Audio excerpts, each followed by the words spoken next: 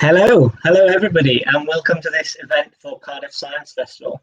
This is our opportunity to show off some of our amazing volunteers, and the entire festival is run by volunteers. We're hugely grateful to everybody who gets involved every year.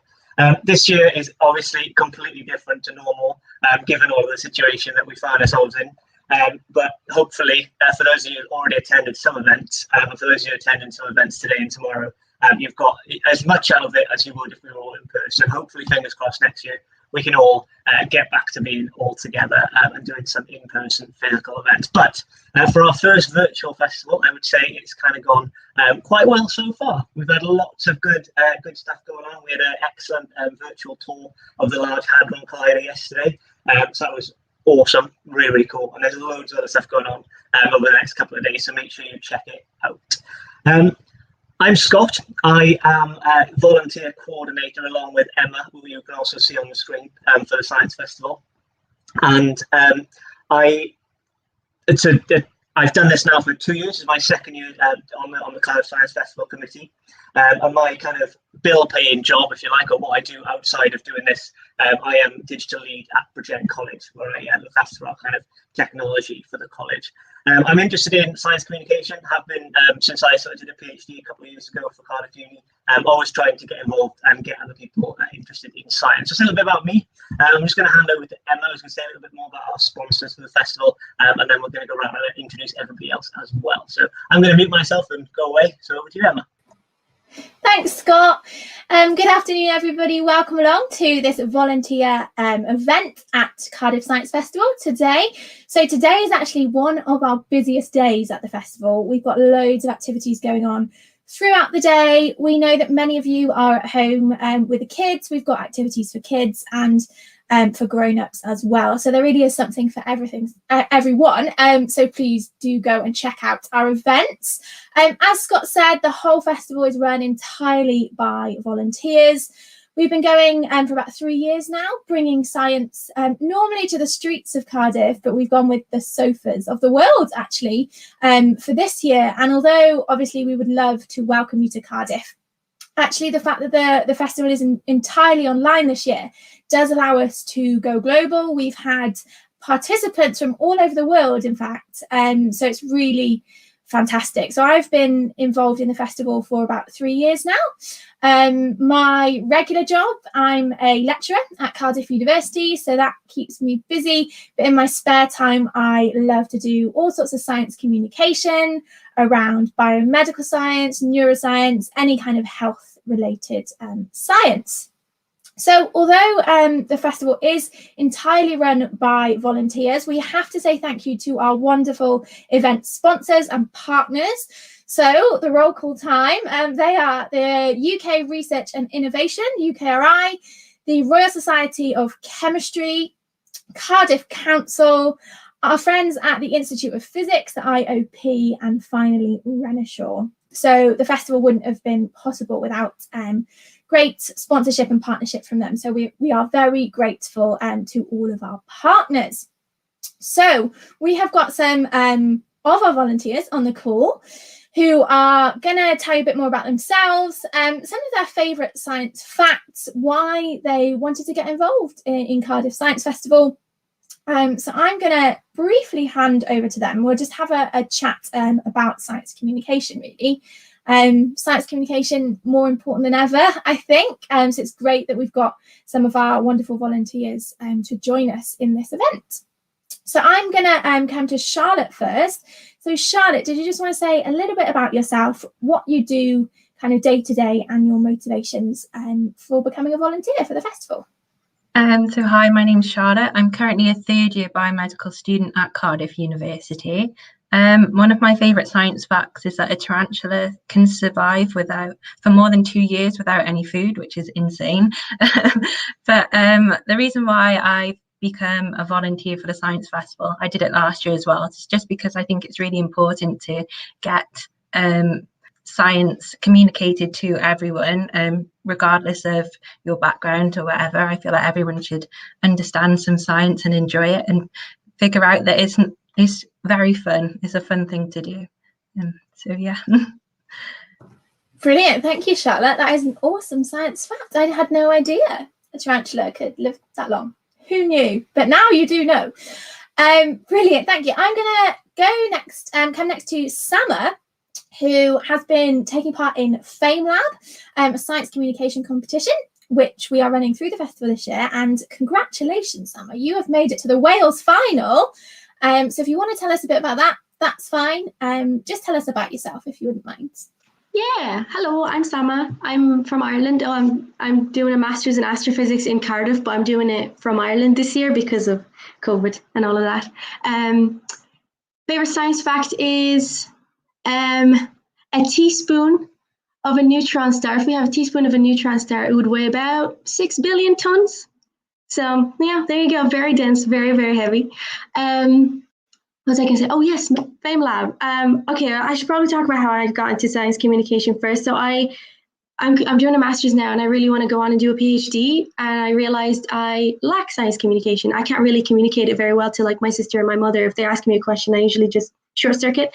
So I realized if I do want to take a career in research and continue to do a PhD and then go on to do a postdoc and be a lecturer, I would want to probably learn how to communicate science better to all sorts of people. So I started mostly doing it this year. So I joined FameLab because my project supervisor, Matt, was like, maybe you might be interested in this. I was like, oh yes, I am actually very much interested.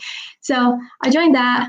It was really, really fun. It's really interesting because you have to make a speech in 3 minutes, and it's supposed to you're supposed to talk about something that you're really interested in science. And I'm always going to be talking about astrophysics, which is something that people usually find like, whoa, it's fascinating, but I don't understand it. So I'm trying to make it as easy and as simple as possible. It's been a challenge, but it's also been super, super fun. So yeah, thanks for having me. Brilliant. Thank you, Sam. How are you feeling about the final? Good. I think it's good. Yeah. I haven't started writing my speech yet. So I'm I know what I'm going to be talking about, but I need to get my thoughts laid out first. Is it astrophysics? Yeah, gravitational waves. Yeah. Brilliant. Well, we wish you the best of luck. We'll cross our fingers for you. Thank you. Thanks, Sama. Moving on next to Jan. Tell us about yourself. Hi, so my name is Jan, and I'm a second-year applied medical sciences student at Swansea University.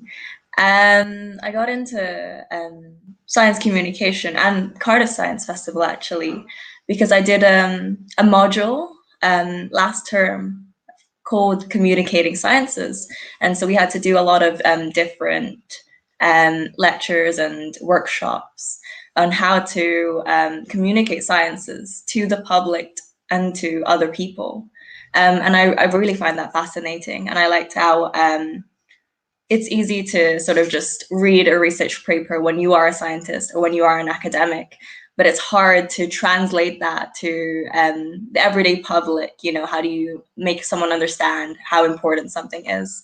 And yeah, I just really enjoyed that. My favorite science fact, I really like sharks, so I have a science fact about sharks. Unlike how they look, shark skin is actually very sandpapery, is not smooth to touch. So yeah, that's my science fact. Awesome. Does that mean you've touched a shark? No, but I do know about it. I know it's one of my dreams to be able to see one in real life. Yeah. Okay. Awesome. Thank you. And finally, heading over to Rachel. Rachel, go ahead. Tell us about yourself. Hi everyone, my name's Rachel and I'm doing my second degree and master's at Cardiff Uni, and it's in ecology and conservation. So my favourite science facts, I've got to link it to animals somehow. So there's a bat called the Hardwick's woolly bat, and you wouldn't expect it to sleep in this position or this place, but actually they spend their evenings and they're not when they're sleeping in a pitcher plant. So pitcher plants are normally shaped like this, and you find that they use different scents to attract animals and insects into the plant where they often kill them to eat. But bats use the pitcher plants as a place to sleep. And this provides a good symbiotic relationship between the bat and the plant, because you find the plants often poo into these pitcher plants, and it really benefits plants and they're about to get somewhere to sleep. So in terms of volunteering for Cardiff Science Festival, it's actually my first year volunteering for the festival because it's my first year in the city. I'm quite new to the science communication background, but I think it's so important to make sure that everybody gets involved in science. It's in amongst all our daily lives. And even if you're not within a university background, like a lot of us are here volunteering, it just makes sure that you can really understand what's going on around us. And, you know, it's important to encourage young people to get involved in science, especially girls, because we're so, I guess there's less women within science, and I think it's so important to get lots of women involved, and that's great to see that we have lots of female volunteers. Brilliant, thank you, Rachel. Welcome to Cardiff. I hope you can enjoy the city a bit more soon. Hopefully. Scott, I'm gonna hand back to you, Scott. Yeah, no, that's fine. And yeah, I agree. This is a proper women in science a call. This is. I'm very much in the minority here, which is great. I find that awesome, actually. So yeah, thanks to everybody for those introductions. Very interesting fact. You know, I just kind of want to go and pick on somebody a little bit more now. I'm going to pick on Sama. I actually lost a bet once. I'll tell you a little story. I was doing my PhD, which was maths at Cardiff, and as part of that, we had to kind of broaden our horizons. Was the name of the kind of course that we did, and I did a little MPhys project. So I went to some of the lectures, and we learned about gravitational waves. And this was, I can't remember the year, but it was about 3 months before Cardiff was actually involved in the announcement of the discovery of gravitational waves. And I bet my friend, having kind of learned about sort of how they work and how they were detecting them and all of the really crazy instruments they were building, I said to him, I was like, they're never going to be able to detect these. There is no chance that is ever going to work. And I bet him £10 that I think it was like by 2025 or something, they wouldn't have detected them. And then literally 3 months later, they announced that they had, and that the LiDAR system that they sort of put together had actually worked. And that they detected a gravitational wave event. So, Sama, can you tell us what they are, I suppose, a little bit more? Just an overview of what is a gravitational wave. Yeah, okay, so gravitational waves are sort of bends in space-time that occur from a source and just travel through space-time through and we detect it here on Earth because they've been traveling for a very long time, and we have detectors here that detect them. But how they happen is from a very giant event that would cause a huge bending in space-time. Because sometimes supernovas, so they're like explosions and stuff, they do produce gravitational waves, but we can't actually detect those because they're not strong enough. They're strong when they happen, but they're just so small. The amplitude of the gravitational wave that we actually detect here are 10 to the minus 21. It's so small. But the gravitational waves that we do detect happen from mergers. So two black holes merging together to form one giant black hole. So we have, say, one black hole, another one, and they're rotating around each other in a spiral, and they in-spiral. And this in-spiral causes all this bending in space-time to happen, these waves to produce, and then when they merge together, they form an even bigger wave, and that's called the merger, the big chirp that we actually detects the biggest amplitude, and it happens, and it's like a big kind of a wave explosion sort of thing, and it travels through, and that's what we detect. It's really interesting because you could technically say what's producing this final giant wave is the final black hole that forms. So say from two black holes merging, they form an even bigger black hole. And that final wave that produces is from that giant black hole. So this helps us study properties of a black hole and compare it to properties of general relativity as well. So we're not just studying the physics that we're seeing, we're comparing it to general relativity, theoretical stuff that we have hypothesized, which is really interesting. Yeah, it's not just two black holes that can merge. It's two neutron stars or a black hole and a neutron star that can also merge. Does that answer the question? Awesome. Yeah, absolutely. And just to put it in context for people a little bit, 10 to the minus 21. Yeah. That's 10 to the minus 21 meters, right? Yeah. So that So that would be, I seem to remember that being like smaller than a proton. Is that right? Yeah. And protons are obviously far smaller than atoms for anybody watching. Yeah. So that is like, I think a proton is it 10 to the minus 19? So that's 3 orders of magnitude smaller than Yeah. a proton. And we've managed to actually physically build something that and the detectors are huge. They're like 3 kilometers, 4 kilometer long. Like they're in America, there's one in Japan, and there's one in Italy. And they're like massive, because the bigger they are, the better you can detect the gravitational wave. They're actually working on launching one in space called LISA. It's going to be even bigger. It's like huge. That is very cool. I remember as well. I think they have to filter out the vibrations or the noise from the traffic, which is like 5 miles away from the detector because it's that sensitive. Yeah, I find that fascinating. I think that's really cool. it's so interesting. I'm actually doing my master's thesis at the end of the year in gravitational waves. So that's why I'm doing my FameLab speech on it, because I'm like, gotta prepare for that. Brilliant, cool. Well, good luck for your FameLab. Thank you.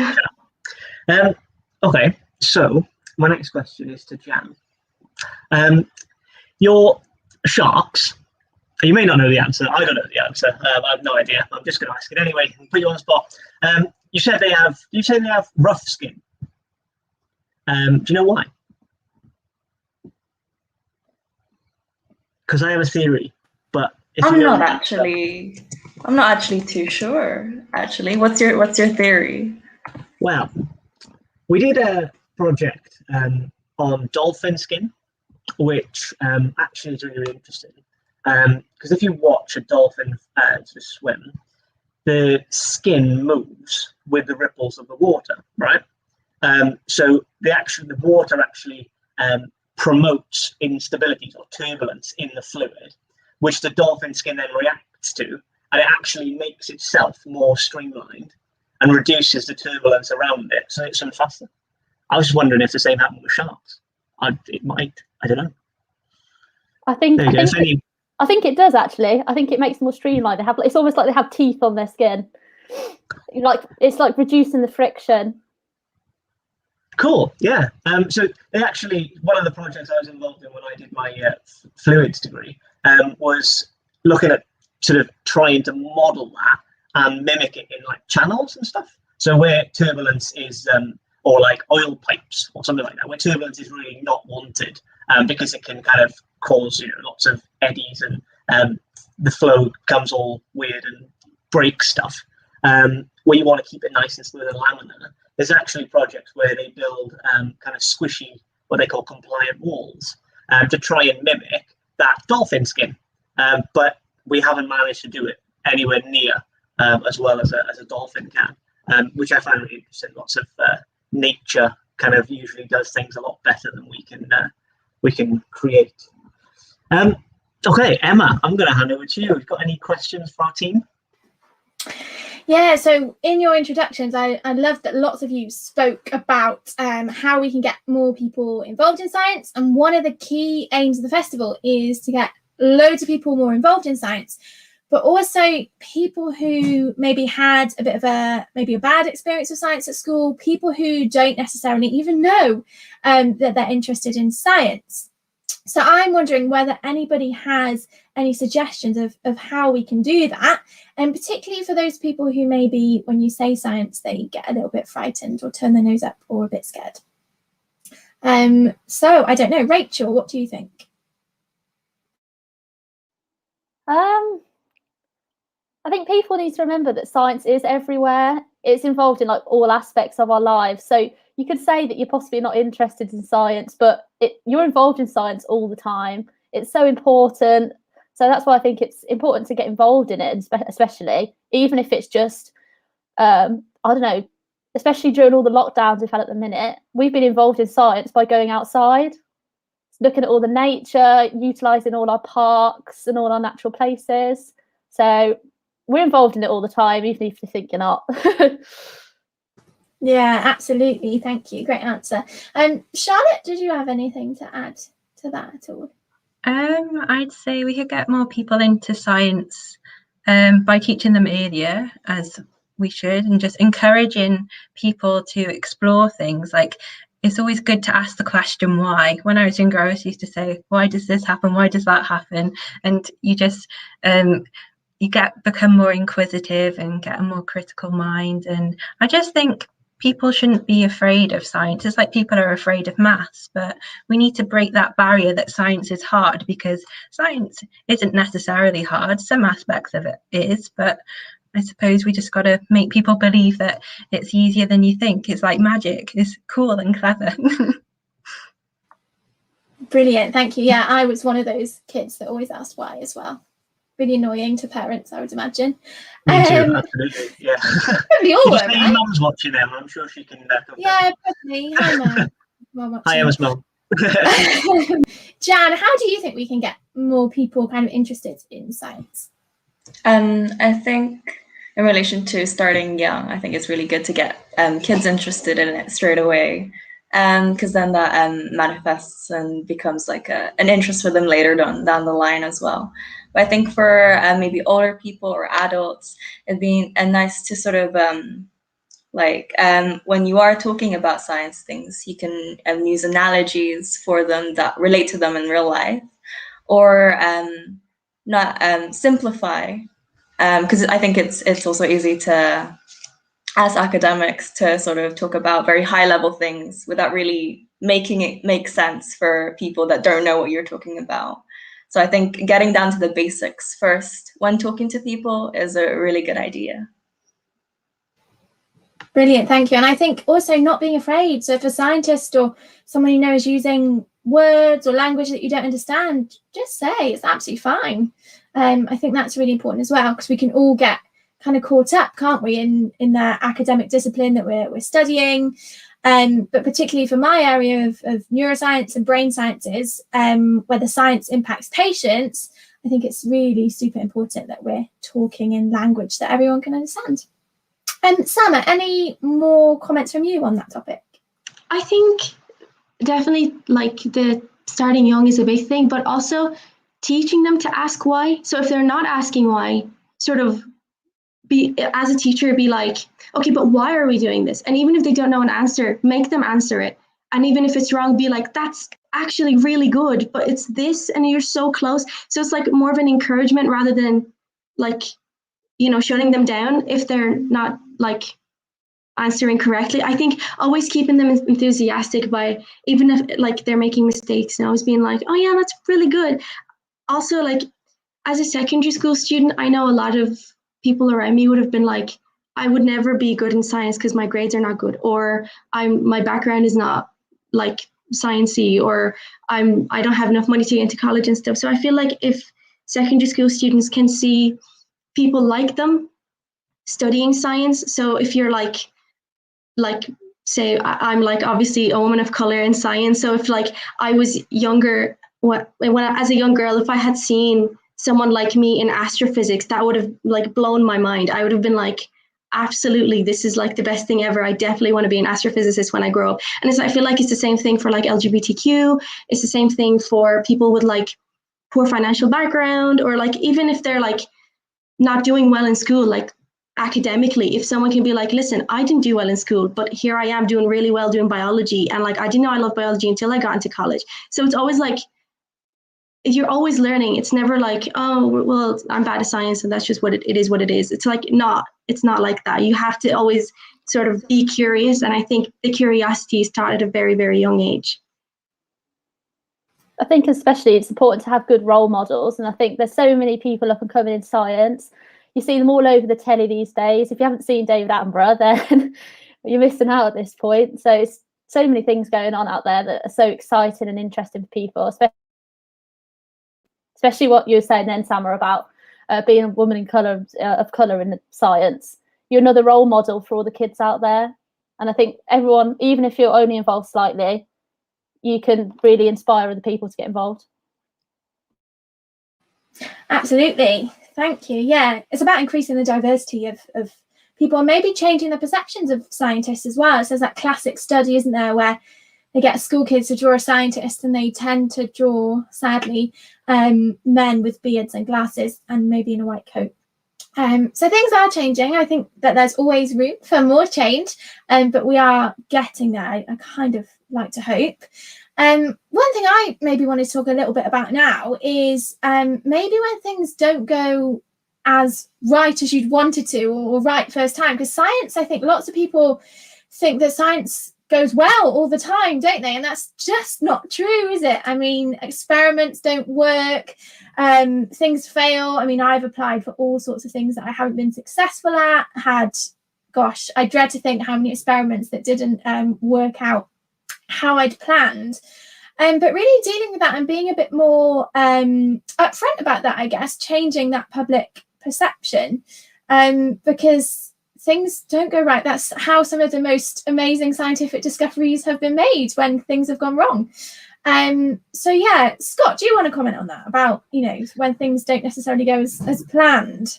Yeah, absolutely. And I think the first thing to say is if there's any kind of professional psychommers watching, or even just us kind of here now, I think it's really important for us to use our platforms, you know, on Twitter and social media, to actually highlight the fact that things sometimes don't always go right. Because you see so many, and, you know, self-promotion is great, and absolutely, you know, everybody needs to promote the things that they do and the things that go right, and you know, showcase what they are doing to the world. And we all do that, don't we? You know, we're always on Twitter. Oh, look at this awesome project I've been involved in. Look at this, this, and this. Not many of us actually showcase those times when it all goes, you know, wrong and terrible, and it doesn't work, and we don't get that job, and we don't get that grant funding, and we don't get that opportunity. And yeah, I think you're absolutely right, Emma. I think we all have that kind of responsibility to just make sure that those things are highlighted as well. Science is so much, you know, and academia in general, and just, you know, the whole sort of thing. There's so much rejection in all of that, and there's so many times when it just doesn't work, and you don't get that funding, you don't get that job, and you don't get that thing that you really, really desperately wanted to do. And I think, yeah, that resilience is important. But I also think that we, you know, we, as scientists, we're curious, you know, we've talked about that. We always ask why, and we always want that next thing. And I think that's the important thing to remember as well, is that if that one thing doesn't work, there's always something else. There's loads of other opportunities. You know, this is like a global field. Everybody, like Rachel sort of said, everybody is involved in science in some way or the other, whether they know about it or not. It's not like we can't go to, you know, different parts of the world, and there's loads of opportunities that can be kind of presented to you through science. So yeah, I think I completely agree. We definitely need to remember to highlight the times it doesn't go well, as well as the times that it does. Anybody else want to say anything about that? You know, unmute and speak. Otherwise, I could just talk for days. I could give a little example of when it hasn't gone right for me, if you like. Anybody want to give an example of something that hasn't gone right? Go on, Sam. Yeah, I can do that. Right, so I loved science growing up, and I got my confirmation I was going to go do astrophysics in Dublin City University, which is where I did my undergrad. I was really happy. I was like, awesome, let's go. I did my first year. I didn't study as much, and I failed almost like 3-4 modules, I think. So I had to repeat loads for the summer. And then I actually failed my repeat. So I had to repeat the whole year. So I did 5 years of undergrad instead of 4, because I had to repeat a whole year for one module. And that took a toll on me very, very much. I was like, I mean, and it was in like my favorite area of like science. It was like maths, and like it was calculus. It was like the thing I thought I was really good at. And I was like, okay, well, this is like awful. I'm clearly doing something wrong here. This is not for me. But then I was like, no, do you know what? I still really enjoyed it. I'm gonna stick to it. And I repeated that year, and I kept taking all the maths modules whenever I could see them. And then it was still like undergrad, and I was like, woohoo, college. So I never really studied, even like until like final year. I never actually like sat down. And so I always admired people who did sit down and study, because I just never did that. So then by the time I finished college, I was like, okay, this has got to stop. Like, I had fun. It's time to stop. So when I was applying to masters, I wasn't getting many, because I didn't get a first. It's like first is like a 1-1, and then a 2-1, and then a 2-2. I did not get a 1-1. And I wasn't getting accepted to most of the places I was applying for, because those courses are very math heavy. So they're like, oh, you need a first to apply. So I was like, he's sad. But then, I don't know, by fluke, I got accepted to Cardiff. I don't know, maybe they had like someone missing or something. I would like a place. I don't know what happened, but I got accepted. And as soon as I was accepted, I was like, okay, this is not going to go on. Like, I'm not taking this anymore. So soon as like that, I got this like letter being like, oh yeah, congratulations, you've got a place. I was like, okay, I need to start studying. And ever since then, I have not stopped, because I remember how awful it felt when I had to repeat that year. That was like the worst time of my life. I felt like so hopeless and helpless. All my friends had left. I had to make all new friends. It was like horrendous. So I feel like that was a huge step for me to learn from my mistakes and to be like, okay, well, failure doesn't necessarily mean you have to stop. I kind of picked myself up and was like, no way, I'm going to keep doing this because I really, really love this. So, yeah. That's great. Yeah, thanks for that. That's really interesting. Does anybody else want to come in on that and give any examples? Go on, Elle. So I think, you mentioned social media, didn't you, Scott? And I think the temptation, isn't there, is to always that comparison. So some people speak of this compare and despair culture that we live in now, because you are comparing yourself to somebody's filtered life, that what they are choosing to project, and that isn't necessarily the reality. So yeah, I think we do have a responsibility to be more open and honest, and perhaps less selective. But at the same time, who wants to read about that? Maybe, I don't know. It's a difficult line, isn't it, to balance? And when I was applying for PhDs, admittedly a while ago now, but I applied for probably 30 to 40 PhDs, some of which I never heard back from, which is a bit sad. And even, the PhD that I did study for and I did get, originally I wasn't given that position, it was given to somebody else. And then I got a last minute phone call to say, actually, that person has pulled out. So, it's maybe not what you'd expect initially, but I think all of us probably have those stories of where, it didn't work out as planned. And sometimes I think, particularly in science, it's very rare to have that really clear trajectory and path. So certainly in my career, my science communication, the element of that has really been quite strong, but something that I didn't necessarily anticipate either. So yeah, I love talking about science, but that seems quite rare in terms of academics. So I think we need to challenge that a bit more as well. As a kind of first generation university student, so no one in my family had been to uni before myself and my sisters. So yeah, I think that there's lots around increasing diversity for lots of different factors, so social economic factors as well, as various protected characteristics as well. So I think the more that we can do that through role models as well, hopefully events like this kind of get the creative science juices flowing. And for me, it's also about retaining the amazing scientists that we have as well, because we do see a lack of diversity, particularly at those more senior levels in science as well. Absolutely, yeah. I just pick up on something you said there. You talked about having a kind of career plan sort of laid out in front of you, and that sort of ambition. There's a video, I don't know if any of you have seen it, by Tim. It's one of Tim Minchin's graduation speeches at one of the universities in Australia. And I love that video. It's an excellent kind of motivational speech. It's the best I've ever seen. And one of the kind of quotes from that, one of the lines, which I always think about, is he says to be mindful of long-term dreams, because if you focus too far in front of you, you won't see the shiny thing out of the corner of your eye. And I always try and remember that, because I think that's so important, especially in the field that we're in. We're looking, if you continue in academia, you're looking at 2-year contracts, 3-year contracts. Everything kind of has a very definitive end date until you finally get that permanent position, which is way later than most people in most careers, right? Most people have permanent contracts if they're in a kind of career track relatively quickly after kind of getting into a grad scheme or whatever. But that's not true, obviously, in science. You kind of have those postdocs, and then you have a PhD and your postdoc, and everything kind of ends pretty quickly. So you're always looking for that next thing.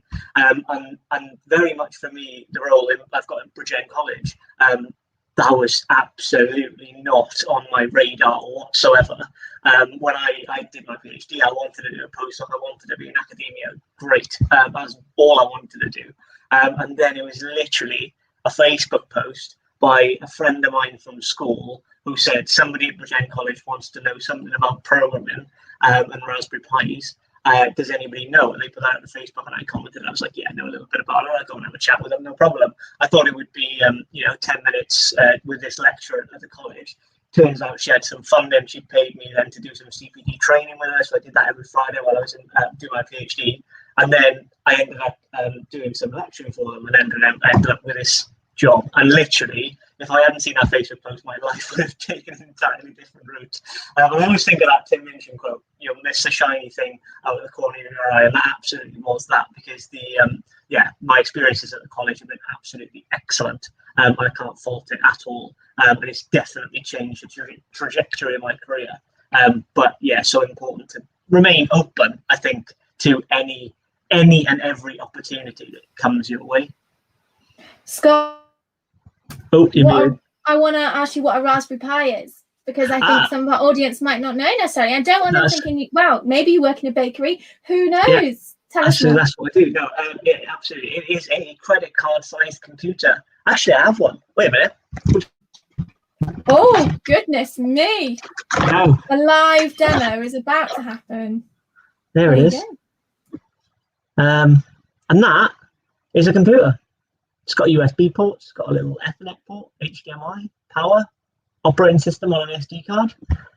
You can program it. You can make lights flash with it. You can make CCTV systems out of it. You can make little robots out of it. All programmable in Python and Scratch and various other things. There we go. That's a Raspberry Pi. It costs about 30 quid, something like that. Maybe by the time you buy all the other stuff you need with it, you're up to about 40, 50 quid. But definitely, relatively affordable, decent computer. And yeah, certainly worth exploring if you're interested in coding. I also said something else then, but I forgot what I was going to say. That's all right. I didn't. I want to bring it back to the festival, because we're here, aren't we, celebrating our wonderful festival. And we have got lots of events going on for the rest of the day and tomorrow as well. So I'm going to ask our volunteers whether there's been a particular event so far that they've enjoyed, or whether there's anything coming up that you've got your eye on. So for our audience at home, our events, you just register in advance and then come along. They're all free, but we do ask that you register in advance, please, so that we know you're coming. Okay, so anyone got any particular events that they are looking forward to? I'll start us off maybe by plugging an event that I'm going to this evening, which is all about how to solve a murder. Yes, it's fake, don't worry, nobody has been harmed in the making of this event. But yes, I'm excited about that. Hopefully it will be a bit like real life Cluedo, but who knows? Anyone else got any events that they are looking forward to? Scott, how about you? Or that you've been to? So far, I have been to a virtual grow along, which was run by the Green Squirrels, which is actually excellent. I don't have any. Well, I do have 2 house plants, but I don't have any garden or anything. I live in a flat in Cardiff Bay. So it wasn't that sort of practically useful, but it was very interesting to listen about how you kind of take care of plants, and I will definitely apply some of that when I do eventually have a garden. Past that, I've been to some coding workshops. We've had Python and Scratch from Rabina Code Club, and tomorrow, definitely looking forward to the Lego Robotics for All event. So looking at the Mindstorms kit and some of the Lego robots, which is right up my street. I love everything like that. So yeah, those are my kind of highlighted events. There's loads of other stuff going on, like Emma said. Anybody else? What have you volunteered for so far? What are you up to volunteer for? Charlotte, let's come to you. So I'm volunteering tomorrow in the Let's Have a Look at DNA session. It's tomorrow 11 o'clock until 12 o'clock, and I think we're going to be extracting DNA along with you at home, just using some general household items, which is quite exciting. So come along if you're looking forward to that. I hear that bananas are involved in that, Charlotte. Yeah, so yeah. You can extract DNA from any fruit, but banana is particularly good, I think. Awesome. Summer? I'm volunteering tomorrow in a cold climate careers talk, so I'm really excited about that. That also sounds really, really cool. I'll plug my own one that I'm volunteering in here. I think it's on at 6 o'clock, 5 to 6, 6. Yeah. Brilliant, thank you. Jan, how about you? I actually volunteered this morning, just before this live, for Stories in Science from the Extremes, where they talk about, one lady talked about climbing Mount Everest, and another gentleman talked about going to the polar extremes and how that worked out. I'm actually looking forward to tomorrow. I'm not volunteering in it, but I want to attend it. It's musings from a virologist in a pandemic. I thought that was really interesting to see. Yeah. Fab, thank you. Yeah, I think Tori James was in that session this morning, wasn't she? First Welsh woman to climb Everest, which is awesome. Rachel. So I volunteered at Different Futures this morning, which was a holistic well-being workshop. And they also did a little activity where we were extracting seeds from tomatoes so we can grow them ourselves. And then there's an event tomorrow called the Environmental Warriors, and that's run by STEM Ginger Education. And they're looking at the way we treat the environment, about how many clothes we buy, about plastic, meat eating, that kind of thing. And that sounds interesting. Awesome, thank you. Okay, yeah, loads of events going on. Scott, you're unmuting yourself, so I'm gonna let you go. I did unmute myself, but then I was just gonna let you carry on. But were you done? Were you done? Yeah, I'm done. And maybe we can spend, we've got about 15 minutes left, looking potentially at the future. I did have a question for you. I had a question for you before you left. I think you're the best person to answer this, since you are sort of SciComm whiz. Yeah. Particularly for our volunteers here, and also for anybody who's watching who's interested. What advice would you give somebody who's just starting out in SciComm? And kind of building that personal brand and getting themselves out there. What would you say to that? Yeah, gosh, put me on the spot, Scott. Lots of pressure. No, I think so. Lots of my science communication work has kind of come about through people I know, people that I've met, that I haven't necessarily met them with the intention of working with them or working for them. So for me, it's about taking opportunities, and the big kind of caveat here is that there are only so many hours in the day, and I think particularly when you're starting out, it can be difficult to know which opportunities to take, which are going to be good opportunities and which aren't. And absolutely, I mean, I've signed up for things, and I've signed up for something, and then it's happened, and I thought, what was the point in that? So I haven't always picked well, but I think now I'm fortunate in that I can be maybe a little bit more selective. But I think it's about putting yourself out there. Don't be afraid. If you go to, I was going to say go to an event, like we would in real life, but just to speak to people afterwards. And I know that that's really difficult in online times, but don't be afraid to reach out. If they're on social media, start following them, drop them a message. But also, I think the main thing for me would be being really clear on why you are doing something. So is that to inspire people? Is that because you love it and enjoy it? Is that because it's paying your bills, which is absolutely a fine motivation to do something? And does it appeal to your values? So one of my key values is about getting the person behind science to shine through. So scientists are people, we make mistakes, and it's really important that I think the general public are aware of that. So for me, it's about bringing science to new audiences as well. And we discussed, didn't we, a little bit about how we can do that. And science festivals are amazing. I love them. But because they are advertised as science festivals, that attracts a particular audience. So for me, if we can, bring science, as Rachel said, to lots of different places, because it affects us all, doesn't it? So, whether you're thinking about the science of bread, when you put bread in a toaster to make your morning toast, or whether that's, the science of the weather, all lots of science. For me, science of health and looking after ourselves, particularly at the moment, and how we can, maintain our mental health and well-being alongside our physical health is vital at the moment. So yeah, I would say don't be afraid to reach out and just be really clear on why you're doing something. And also, you're not going to get it right all the time. Even the best science communicators, I know for a fact, haven't got it right all of the time. They might not speak about it or put it on their social media, but it's true, it's a fact. So be kind to yourself. If it hasn't worked out, then it sounds really cheesy and really corny, but use it as a learning opportunity. Take what you can from it, and move on to bigger and better things. Fab. My advice to everybody, was looking to kind of make something, make any sort of headroads in SciComm, is that there. Let's hope you can see it. That's Twitter, and I think that's why I say to everybody.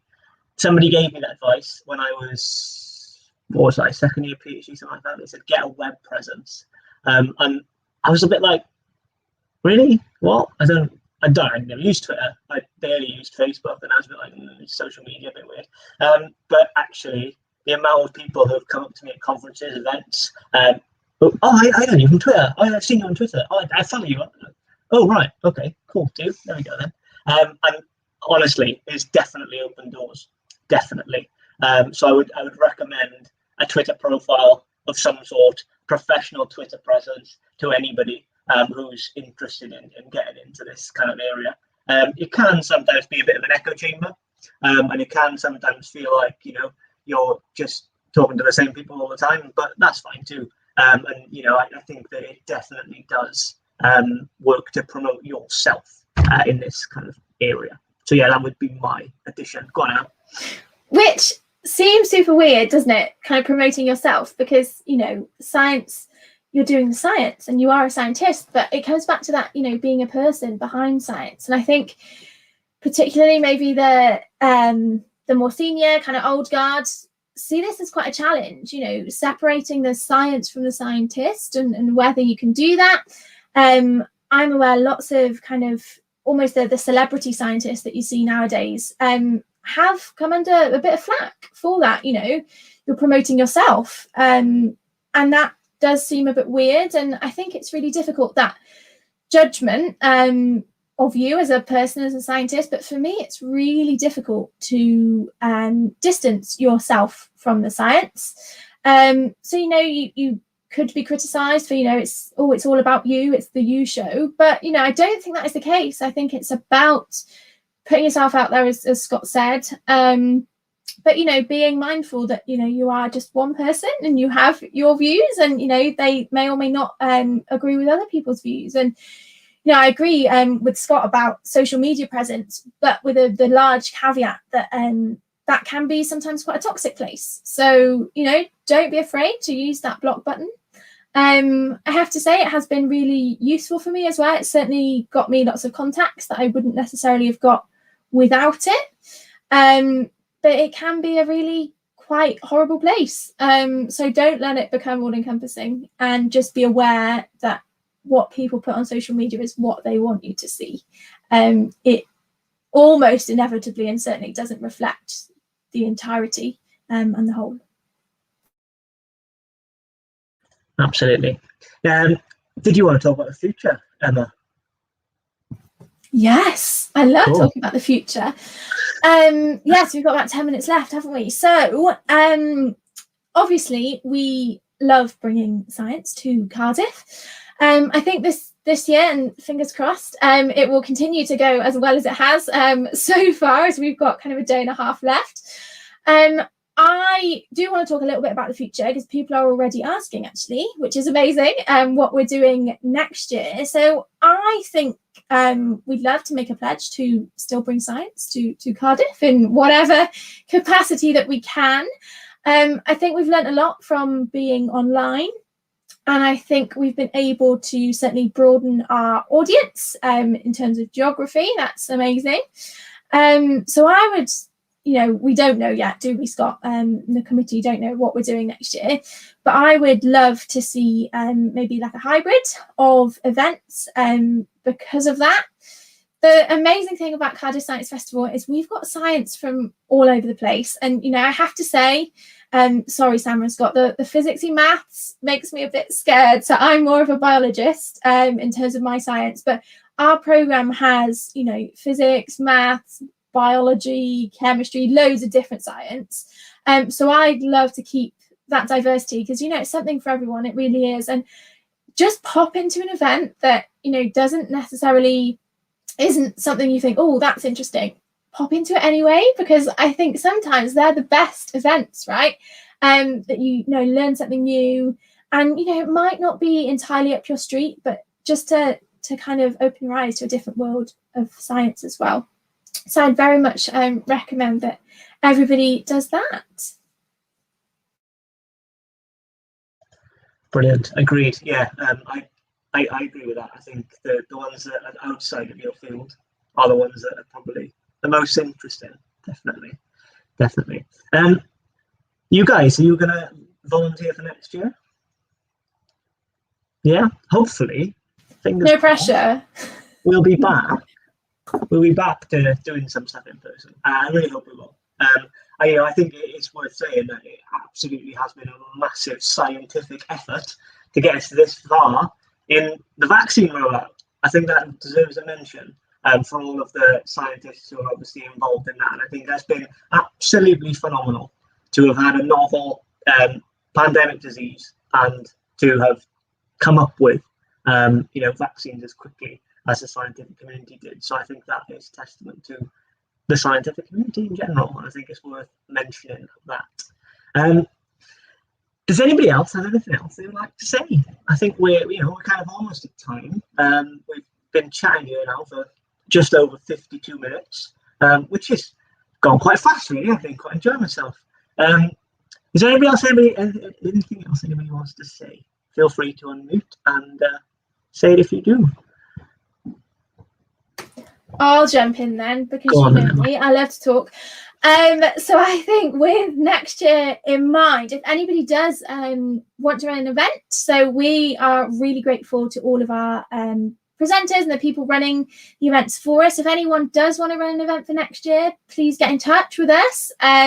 Seems like a long way off, doesn't it? But it will come around. So yeah, please do. If you're kind of sitting on the fence as well and you're thinking, I've got an idea, but I'm not really sure, please do get in touch with us as well. So the committee, all volunteers, but all have lots of expertise in events management, running events, so we can help you out as well. We're really keen to get more presenters involved as well where we can. Absolutely. There we go then. I think we'll wrap it up. Anything else finally from anybody else before I wrap up? No? Cool. Well, there we go. No, just to say thank you to everybody. So, you know, this festival does run completely on volunteers. Obviously, we've got our event partners and funders as well. But from my perspective, you know, this is something I do in my spare time, but it is an absolute joy to be part of. I really love it. You know, all of our meetings, I come out with a little bit more, my heart is full of a bit more joy. So yeah, just to reinforce again, thank you to all of our awesome volunteers. We've got some of our volunteers on the screen with us, but we've got lots more as well. And we're really grateful to you for giving up your time in what is quite a frantic time, isn't it? And so, you know, now more than ever, we are really grateful to you all. So thank you. Yeah, and just to echo that, definitely thank you for everything you've done for volunteering over the festival, and hopefully see you again and see you all soon. Thank you for having us. Thanks, everybody.